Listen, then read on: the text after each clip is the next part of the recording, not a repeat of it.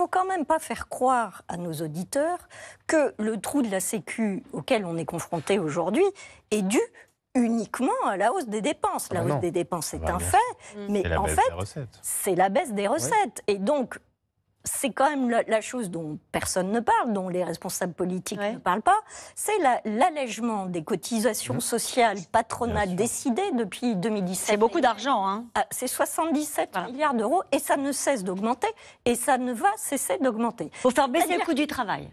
Pour faire baisser le coût du travail, et théoriquement, alors ça a fait baisser pour partie, on ne sait pas vraiment, enfin un petit peu le taux de chômage, mais ça devait avoir des effets formidables sur la croissance, les recettes fiscales, etc., qu'on n'a pas vu.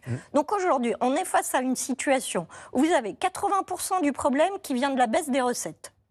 Et où on se demande, mais qu'est-ce qu'on va pouvoir rogner sur les dépenses? Donc il y a un petit déséquilibre cognitif qui fait que je dis pas du tout... Une des pistes, c'est sûrement qu'ils vont augmenter le reste à charge. On va reparler des entreprises dans un instant, mais allez-y. Mais il y a un petit déséquilibre cognitif qui fait qu'on se focalise sur le problème des dépenses, même s'il faut, et qu'on a toujours cet incroyable court-termisme de se dire, ce qu'expliquait très bien Thomas, on va faire de l'ambulatoire, et puis d'un coup on se dit ça augmente les transports. Bon, et ce problème que ne veut pas du tout prendre en considération Emmanuel Macron, qui, quand on lui a posé la question lors de cette grande interview, a dit il va falloir réfléchir à la consommation. Donc j'arrive à votre question sur la TVA sociale. Qu'est-ce que ça implique, ce qu'il a dit? Il va falloir réfléchir sur la consommation.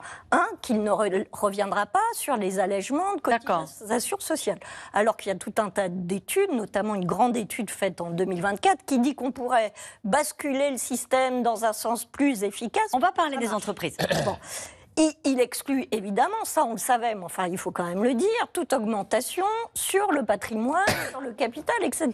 Donc une fois que vous avez enlevé la question du capital et des cotisations sociales, il ne reste que la TVA, c'est-à-dire, et c'est déjà fait en partie, on ponctionne déjà à hauteur de 40 ou 50 milliards d'euros chaque année une partie de la TVA pour remplacer ces allègements de cotisations sociales qui n'ont pas eu l'effet escompté.